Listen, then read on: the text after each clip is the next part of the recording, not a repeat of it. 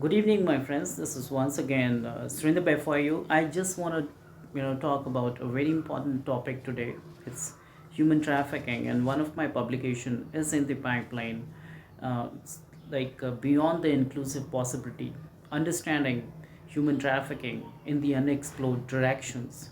This paper is I've just completed this paper. It's in the pipeline. Soon it'll be published. I'll share it across with you. But there's certain things, few dimensions I would like to discuss with you. They're very important. Like Indian constitutional mechanisms serves as antithetical against human trafficking, and it's like we have a tremendous number of articles, provisions, sections, and a few of them, like Article 14, it talks about equality before law and equal protection of law. And then Article 21, protection of life and liberty. Article 23 also talks about prohibition of traffic in human beings and other similar forms of forced labor. It talks about Article 24, prohibition of employment of children in any factory, mine, or other hazardous work. And there is another mechanism. Like India has altogether a very different mechanism. It's known as ITPA Act 1956, Immoral Traffic Prevention Act 1956. I'm just going to read out a very little from it. It is actually a skeleton, I would say, a scaffolding to support the context and stand against human trafficking and different types of violations of human rights. I'm just going to read out, please bear with me. It says it punishes acts by third parties facilitating prostitution like brothel keeping, living on the earnings of somebody selling a body for sex, procuring, inducing, or taking a person for the purpose of prostitution, or detaining a person in premises where prostitution is carried out. Prostitution and trafficking are interlinked in Indian law to the extent that ITPA deals with trafficking for commercial sexual exploitation. ITPA provides punishment even for attempting to traffic a person. This is one of the, I would say, outstanding feature, very important feature of ITPA, Immoral Traffic Prevention Act 1956. Even if there is an attempt to traffic a person for commercial sexual exploitation, it is counted by in a court of law as trafficking, which is, like, I would say, highly appreciative. This feature of this act is highly appreciative and talks about ITPA provides punishment even for attempting to traffic a person. It is awesome, I would say. It is really a core. It has high importance here.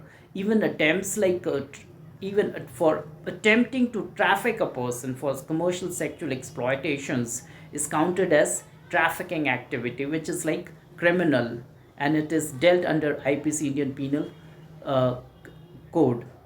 Therefore, even before a person is physically trafficked, the law comes into operation. One of the feature of this ITPA Act 1956, even the person is physically, though there's been tries and possibilities the traffickers are doing, but the person is not physically trafficked yet. But the law comes into practicality, it comes into the operation, which is, I would say, a very solid concrete feature of this ITPA, Immoral Traffic Prevention Act 1956. And such kind of laws are needed in order to combat, in order to pacify and mollify human trafficking, which is really notorious and, I would say, heinous practice existing across the globe in human society. And Section 5 of the ITPA speaks of procuring, taking, and even inducing a person for the sake of prostitution. According to this section, even attempts to procure or attempts to take or cause a person to carry on prostitution amounts to trafficking. So this is more of a comprehensive, though there are technicalities, but it's quite comprehensive in order to trap traffickers and those who are trying to trap innocent individuals and people for sexual exploitation purposes. Because there is a typology, we all understand, if you've heard about it and should have experienced what human trafficking is. This typology, the human trafficking happens for sexual exploitation, for cheap labor exploitation. It also happens for medical purposes, also happens for sport purposes, child soldiering, entertainment purposes.